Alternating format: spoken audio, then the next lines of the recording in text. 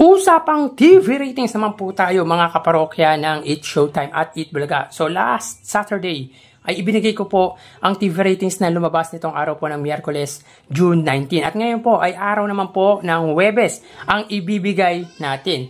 So bago natin umpisahan yan mga kaparokya ay humihiling ako na pakisubscribe ang aking YouTube channel. Pakiclick ang bell icon para una kayong manotify sa mga bagong video na ilalabas ko.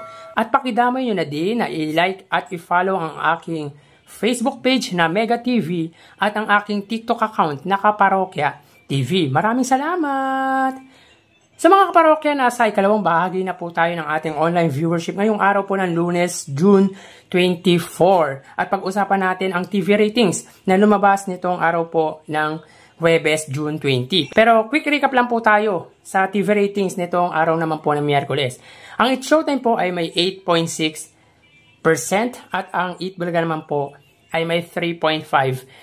So makikita natin na 5.1% po ang pagitan ng kanilang TV ratings.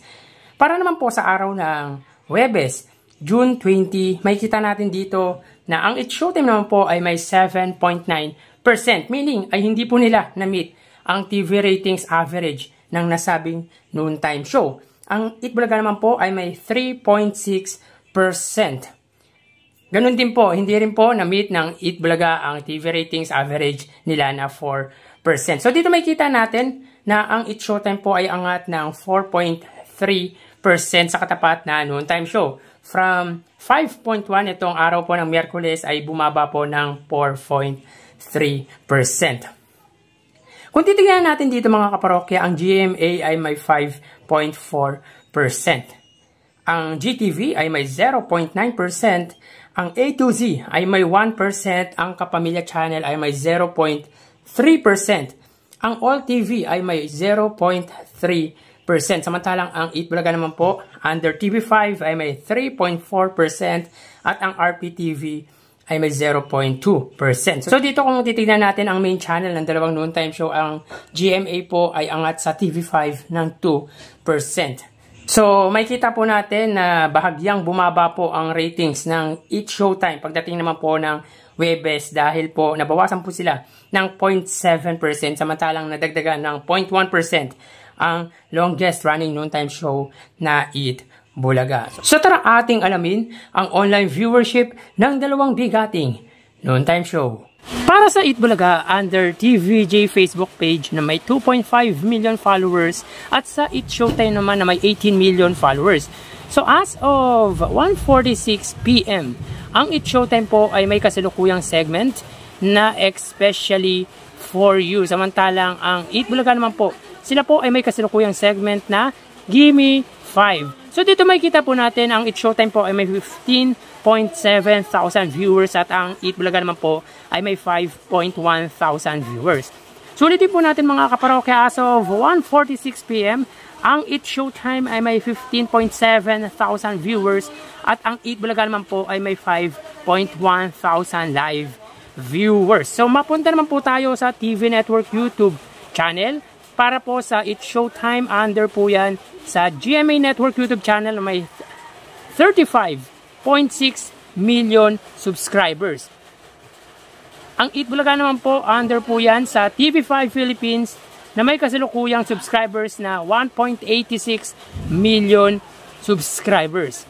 So as of 1:47 PM, ang Eat Showtime under GMA ay may 25,000 viewers. At ang Eat Bulaga under TV5 naman po ay may 38,000 viewers. So ulitin po natin mga kaparokya, as of 1:47 PM. Ang Eat Showtime under po yan sa GMA Network ay may 25,000 viewers. At ang Eat Bulaga naman po sa TV5 ay may 38,000 live viewers. So mapunta naman po tayo sa main YouTube channel ng dalawang noontime show at sa Eat Showtime po under ABS-CBN Eat Showtime na may 2.27 million subscribers. Ang Eat Bulaga naman po na may 1.03 million subscribers. So as of 1:48 PM, ang Eat Showtime ay may 96,000 viewers. Ang Eat Bulaga naman po ay may 62,000 live viewers. So ulitin po natin mga kaparokya, as of 1:48 ang It's Showtime ay may 96,000 live viewers. So mga kaparokya, hindi po umabot ng 100,000 viewers ang It's Showtime sa araw na po na ito. Dahil usually po ay umabot ng mahigit 100,000 viewers ang It's Showtime. So ang Eat Bulaga naman po, sila po ay may 62,000 live viewers. So pansin nyo mga kaparokya, ang It's Showtime po ay hindi po umabot ng 20,000 viewers pagdating sa kanilang Facebook page, at sa kanilang main YouTube channel ay hindi po umabot ng 100,000. Magkaganon man ay mataas pa rin po ang viewers na nakuha ng It's Showtime. So bali, ang total na nakuha ng dalawang noontime show ay, mga kaparokya, bago natin ibigay or ilabas ang total live viewership ng dalawang noontime show ay humihiling ako na pakisubscribe ang aking YouTube channel. Pakiclick ang bell icon para una kayong ma-notify sa mga bagong video na ilalabas ko. At pakidamay nyo na din na i-follow ang aking Facebook page na Mega TV at ang aking TikTok account na Kaparokya TV.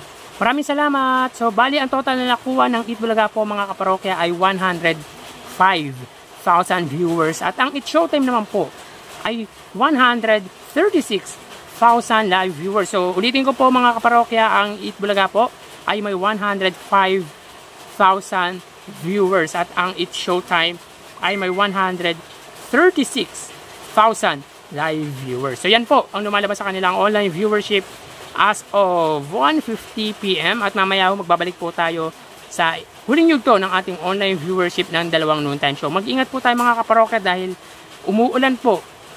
Magpapaalam na ako. Thank you and God bless.